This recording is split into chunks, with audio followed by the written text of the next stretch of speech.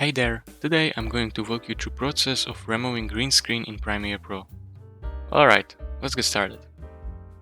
Inside Premiere Pro, I got green screen clip and my background clip. Drag both of them onto the timeline. Green screen on video layer 2 and the background underneath on the video layer 1. Now select green screen clip, navigate to effects and type in Ultra key. Drag Ultra key onto green screen clip.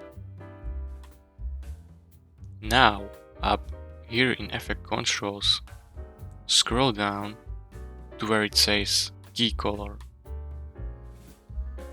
Hit the little eyedropper and click on green portion in that green screen clip.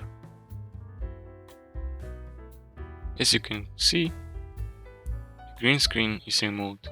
And that's it.